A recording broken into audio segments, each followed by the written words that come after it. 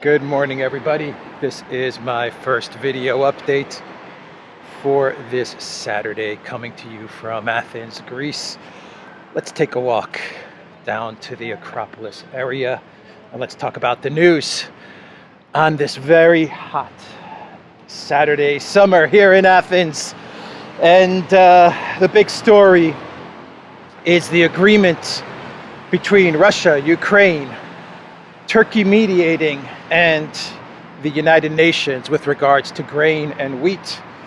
And two documents were signed during this negotiation, during this process to get the wheat out of Odessa. But that wasn't the only thing that was agreed upon. Two documents were signed. The first document actually deals with lifting bans on Russian wheat grain fertilizer. That is the actual first document that was signed. And the second document deals with getting wheat and grain out of the Odessa port. And this was actually a pretty big win for Russian diplomacy. And Sergei Lavrov, he had some quotes with regards to this agreement, which I am going to read out to all of you. And the military was also involved in these negotiations, because the Russian Ministry of Defense and the Ukraine Ministry of Defense, as well as the Turkish military, they have to guarantee, with regards to the Odessa component, they have to guarantee the safe passage of ships. They have to guarantee that ships are not filled with weapons that are pulling into Odessa, and that's going to be monitored by the Turkish military. And of course, you also have a lot of the demining issues. And there's also another important military component to all of this, which I will get to. But first, let me pull out my telephone here, and let me read you what Lavrov had to say.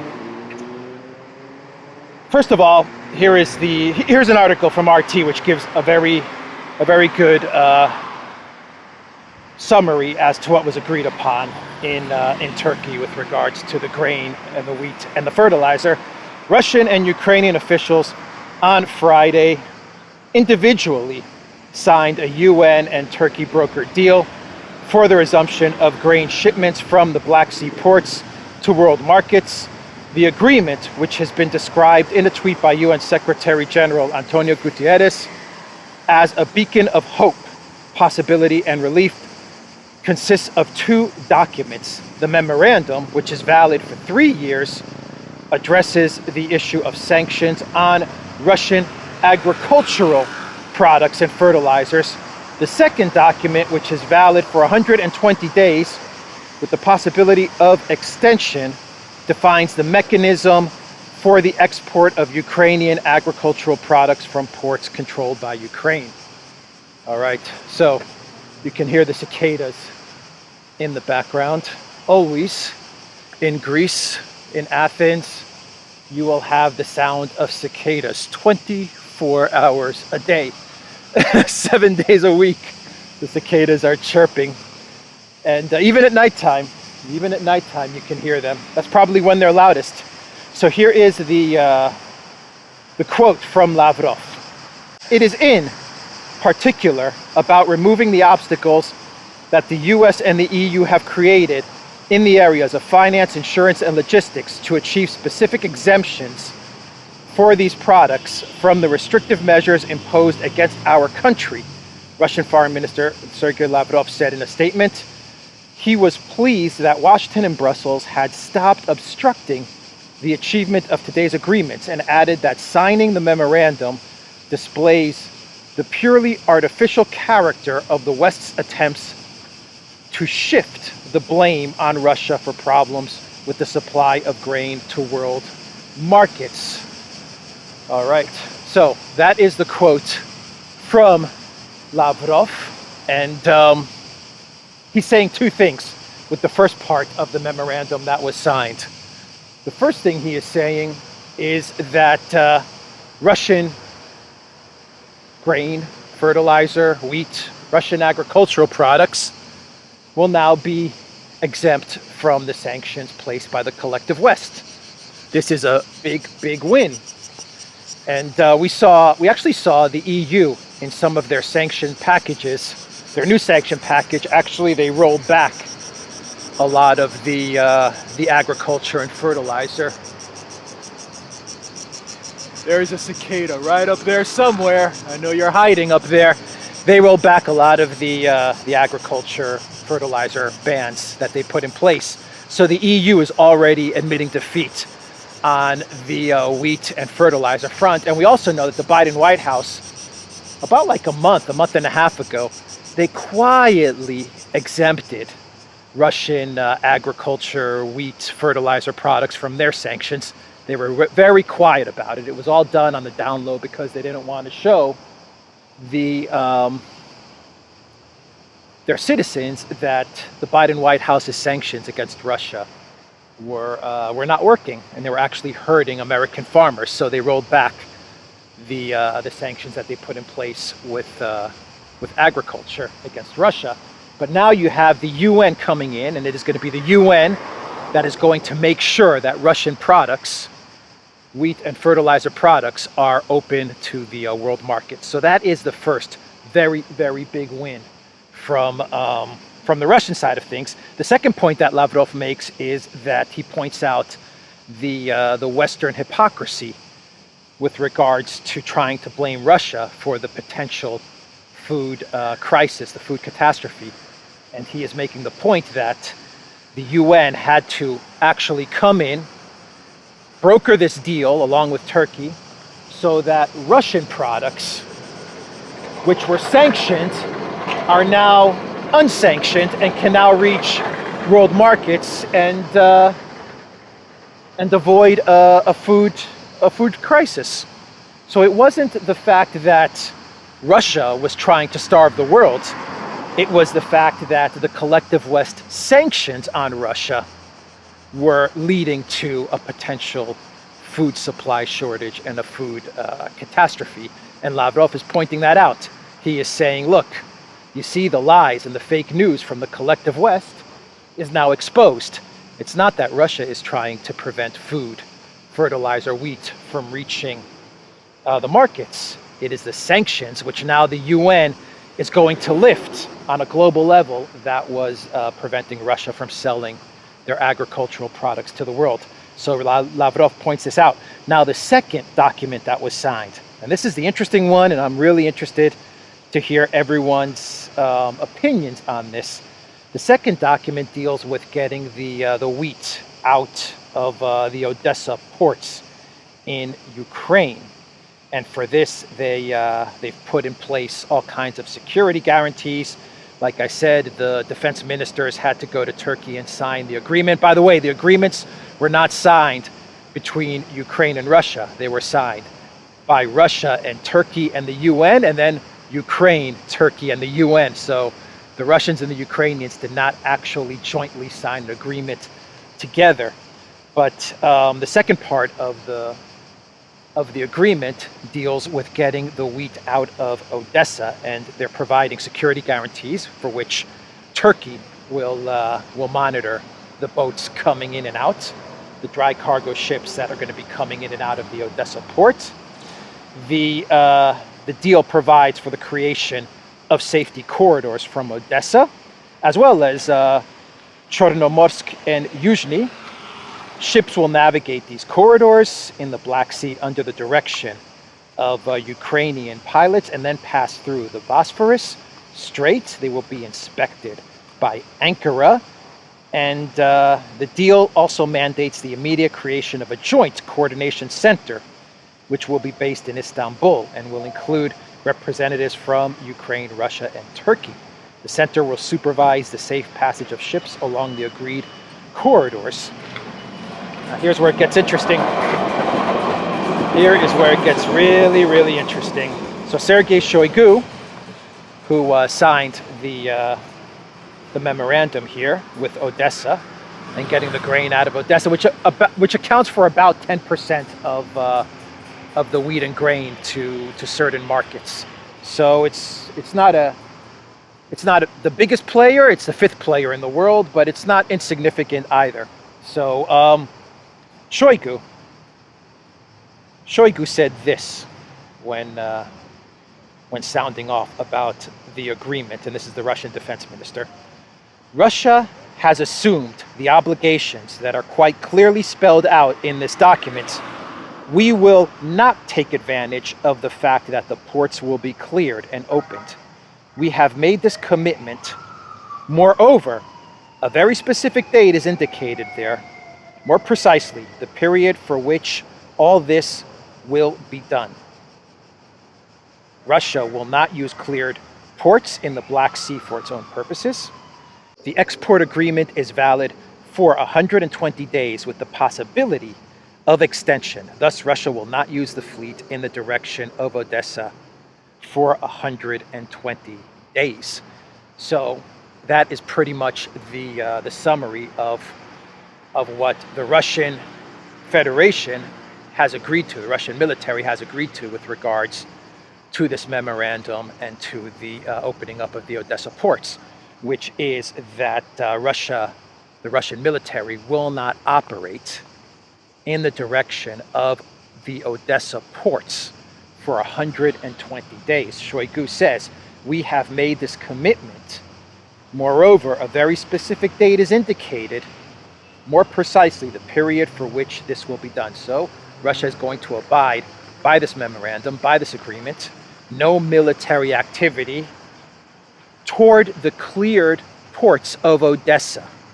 So my question to everyone that is watching this video is, what do you make of this? Does it mean that the Russian military will not move in the direction of Odessa for the next 120 days?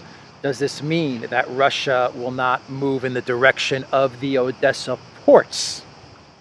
And this is an important distinction. Towards the Odessa ports for the next 120 days. Will the Russian military, if they get to a point in the next 120 days where they're ready to make a play at Odessa, does this mean that the Russian military will be able to move north around Odessa and avoid the ports? Does this mean that Russia will not make any move towards Odessa in the next 120 days? And could this signal that once the operation in Donbass is done, the operation in, more specifically, in Donetsk, because Lugansk has pretty much been cleared, does this mean that once Donetsk is liberated, according to the Russians, that the special military operation will stop or take a significant pause? Zelensky gave an interview to the, I think the Wall Street Journal, if I'm not mistaken. Let me see if I have it handy here. President Zelensky's interview to American media. I think it was the Wall Street Journal that Zelensky said that Russia will indeed take a pause. That's what he was outlining to the WSJ. Let me see here. Do I have it?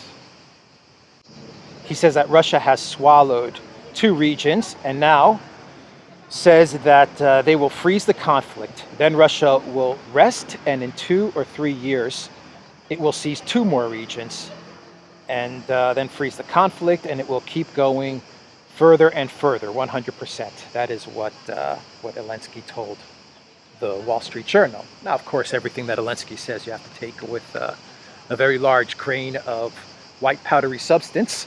But nonetheless, Zelensky was kind of hinting at the fact that Russia, he believes, Russia may actually take a pause, an extended breather in its military operations once it finishes up with Lugansk. I don't know. I'm curious to hear what everyone thinks about this. Maybe the 120 days period in this memorandum with the United Nations and Turkey and Ukraine for Odessa. Maybe it's meaningless in the context of the special military operation, but maybe there's something more to it.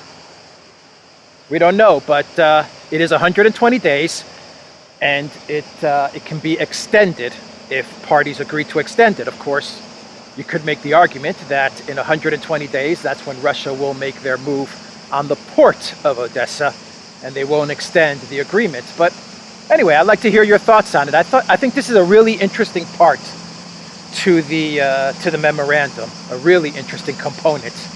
And remember, it's 2 documents. So the Russians have the first document, which is completely in their benefit, a very big diplomatic win. And then you have the second document, which I guess you could see in a lot of different ways.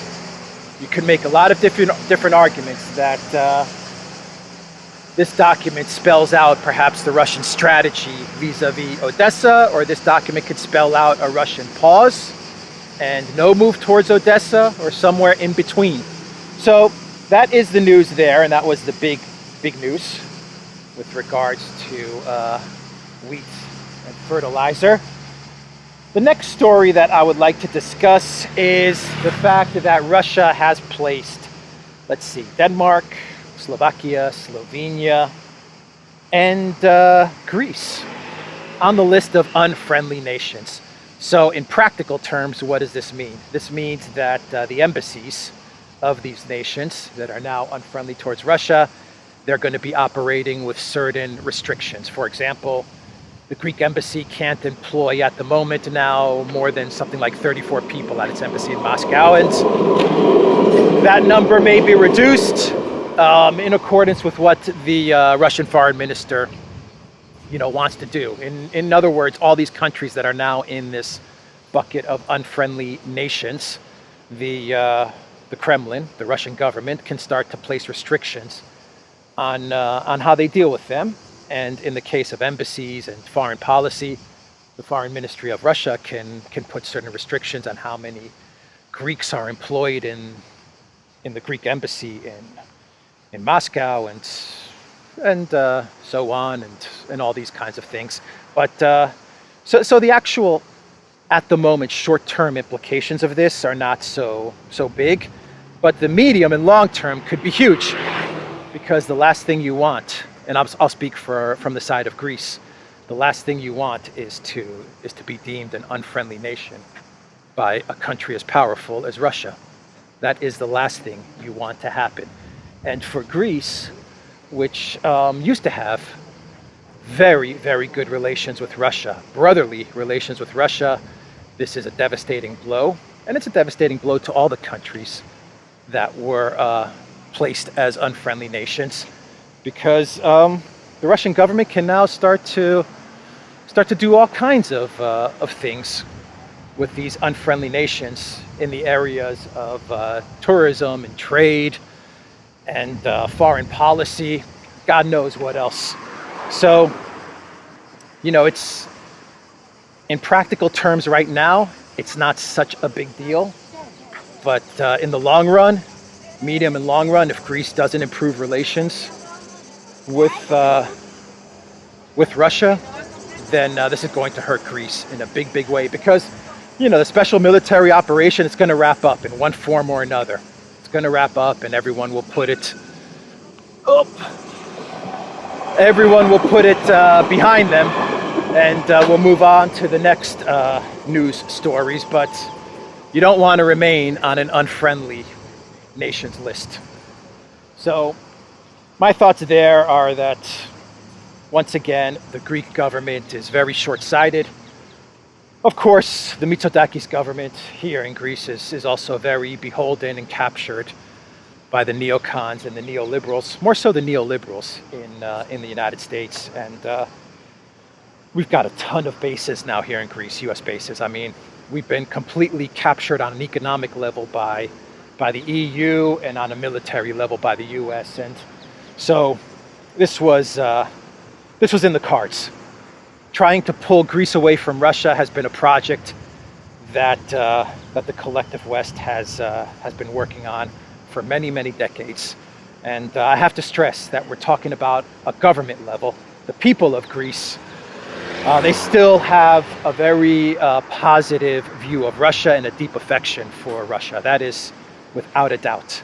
If you remove, say, the cool kid, neoliberal, celebrity, woke segment of Greek society, say the 10-15% of Greek society that is woke and cool and believes Obama is the greatest thing since sliced bread. If you remove them, then you pretty much get around 75% of the Greek population that is absolutely pro-Russian. The government, they're completely in the pocket of Brussels and the neoliberals in DC.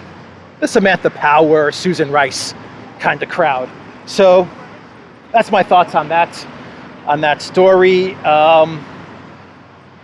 What I talked about yesterday with the 15% gas plan that the EU is floating, the Greek government is actually really bracing for a decision there. They're kind of worried about what the EU is going to decide, and the Greek government is against this 15% reduction in energy, and then pooling this 15% among EU member states to bail out specifically Germany. That's what this is all about. This 15%, the proposal to reduce gas consumption by 15% from the European Commission. What this is really about is EU countries reducing their energy and their gas towards their citizens, so that energy, that gas, can be then given to Germany, so Germany doesn't collapse. So that's really the main purpose of all of this. But the Greek government is not for it, because the Greek government is like, we can't do this. This is gonna have very negative effects to our economy. And so is the government of Poland and Spain and Portugal. They're saying the same thing. Spain and Portugal are actually saying, look, we don't really rely that much on Russian gas. Around 10% of our energy is via Russian gas. So we get it mostly from Algeria. And so why should we since we're only 10% dependent on Russian gas, why should we then take 15% of our total gas and hand it over to Ursula von der Crazy so that she can then hand it over to Germany? But there are arguments on the flip side of all of this, which is saying, yeah, but Germany was giving you all that cash 15, 20 years ago when the EU was just starting out, so you could build roads and metros and all kinds of stuff. And so there's arguments both ways, but Greece is not for it, Spain is not for it, Portugal is not for it, Poland's not for it. The argument that Germany and the rich nations of the EU North, they were subsidizing and giving all kinds of money to quote unquote the poor nations of the South and Eastern Europe, I get it, but that money did not come without strings. That money that the EU once upon a time gave to, say, Poland or to Greece or Portugal so that they could build stuff was putting those countries into terrible debt. And Greece still has around 300 billion in debt to the EU. So the money given was not without strings. This energy that these countries are going to give to bail out Germany, well, that's going to be given without strings. And it's going to really, really hurt the people of Spain and Portugal and Poland and Greece and other countries. So you see a very clear divide with regards to this very controversial plan, which, make no mistake about it, this plan is all geared towards saving Olaf Scholz's butt. And Habeck and Annalena, it's all about saving their butt, because they were stupid enough to believe that they could take on Russia and win. And boy, did they lose. They got their ass handed to them in a big, big way. And Ursula von der Crazy is now trying to cover for Annalena and Habeck and Scholz. So with that said, we have two final stories, and I'll get into a clown world. One is an update, and it has to deal with another EU loss, and that is in the form of Kaliningrad. Lithuania has now resumed transporting Russian goods via rail to Lithuania. So those restrictions have now been lifted. And I think the only thing now left is to lift restrictions via road, the transporting of goods via truck to Kaliningrad. From what I understand, there are still some restrictions there, but all goods via rail. From what I gather, those bans have been lifted to Kaliningrad from Russia. That is a big loss from the EU for Lithuania and for the neocons that are puppeteering Lithuania. They understood that if they continued to block the passage of domestic Russian trade, i.e. from Russia to Kaliningrad, then Russia was not bluffing, and they would have taken some serious action to, number one, sink the economy of the Baltic states, all the Baltic states, not only Lithuania. Russia was prepared to sink the economies of those Baltic states, which are highly dependent on Russia. And eventually, when the Ukraine conflict was all wrapped up and put in the rear view mirror, who knows what Russia would have done to Lithuania on a military level. It would not have been pretty, so they finally came to their senses and they backed off. And the second update has to do with Saudi Arabia. And I mentioned in the video that Biden's trip to Saudi Arabia was a complete bust. MBS pretty much mocked and played the Biden White House, even though the Biden White House tried to give out these false statements, this fake news, that they've somehow managed to get Saudi Arabia to increase their oil production, which was a complete lie. Saudi Arabia completely debunked that. And they said, look, we've been planning to increase our oil production capacity by 2027. It has nothing to do with Bidenopolis, Greece's favorite son, by the way, Joe Bidenopolis. It has nothing to do with Bidenopolis visiting MBS and persuading MBS to increase oil production to 13 million barrels a day. Saudi Arabia was crystal clear. They're going to increase capacity to about 13 million barrels a day by 2027. Anyway, they blew apart the whole White House narrative. Joe Bidenopolis looked like an idiot. He got completely played by MBS. And I said in that video that I did reporting on this story that, watch, MBS is going to call Putin and he's going to brief Putin on what went down. And sure enough, who does MBS call the other day to talk about oil and energy? And without a doubt, the Bidenopolis visit to Saudi Arabia, he calls Vladimir Putin. Boy, that isolation of Russia is really devastating, isn't it? Those sanctions have really isolated Russia and Vladimir Putin. They've isolated him to the point where he's coordinating with MBS how to deal with the global energy market and global oil production. So I thought I would throw that in there. By the way, MBS is going to be coming to Greece on the 26th of June, which is going to be, I think, MBS's first big international trip with a Western, quote-unquote, democracy. And he's going to be meeting with Prime Minister Mitsotakis, and they're going to talk about some sort of like internet cable connecting Greece to the Middle East, and they're going to talk about some other stuff that Saudi Arabia wants to buy in Greece, and energy things and stuff like that. The itinerary has not really been outlined in specific, in detail, but that's pretty much the rough agenda as to what they're going to talk about. The real big ticket item is this internet cable agreement, but I'm sure that Saudi Arabia is going to come and buy some property and some islands, or who knows what else. As I said earlier, Greece is completely bankrupt. It's been bankrupt and in debt for the last 15 years, and that debt has not come down one penny. It has remained at like 320 billion. Actually, it's probably gone up 320 billion euros for like the past 15, 20 years. 200, I think it's like something like 200 or 220% of debt to GDP is what Greece is suffering from. So when Germany collapses, Greece may not have energy issues. It may have enough energy to keep the Greek citizens warm for the most part. But the collapse of Germany and the collapse of the EU is going to lead to what I believe will be some tough times ahead for Greece. So yeah, MBS in Athens. I wonder if he's going to fist bump Mitsotakis.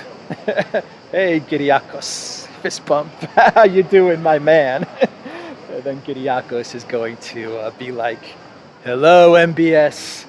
What would you like to buy here in Greece? What island? Mykonos, Santorini, Paros? What island do you need to purchase? Maybe we can take down our debt by like 5 or 10 billion, which will then just go up because of interest in the next year or two back to the levels it was.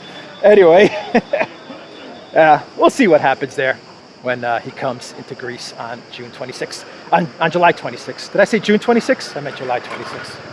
So I will wrap this video up with the clown world. And you can see a lot of people in the Acropolis area here. And the clown world has to do with electric humvees. The US military now has electric humvees ready to roll. They're calling it the EV future. Electric Hummers.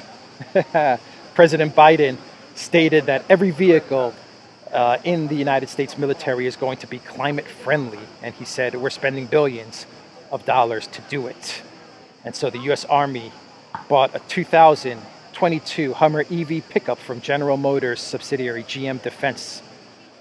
Detroit Free Press is reporting the US Army has bought one Hummer through GM Defense, said Sonia Taylor, GM Defense spokeswoman.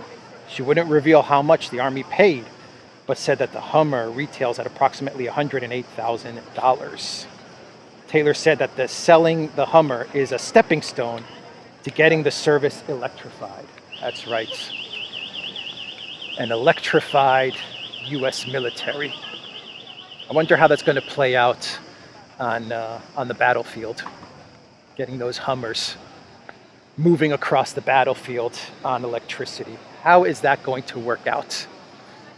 It'll be interesting to watch. That's for sure. So yeah, they've got all kinds of interesting stuff. Bidenopolis is doing all kinds of interesting things with regards to the US military, and not in a good way. He is not doing good things with the US military. Many people would say he is weakening it, not strengthening it. And I don't think electric Hummers are going to be the next game-changing weapon. Maybe he could, maybe he can sell some of these electric EVs to Zelensky. maybe we can give them a test run in the Donbass. Anyway, that is the video, everybody, coming to you from the Acropolis area. These are like the restaurants near the Acropolis Museum. A lot of people here, a lot of tourists. The Duran.locals.com. Check out Alexander's channel. Check out the Duran's channel. Someone in the comments said, Alex, remind everybody to click on their notifications bell, because it looks like when I was banned for a week, YT may have switched off people's notification bell so that you get notified when I put out a new video. So just check that bell and make sure you've got it clicked so you get notified when I put out a new video. And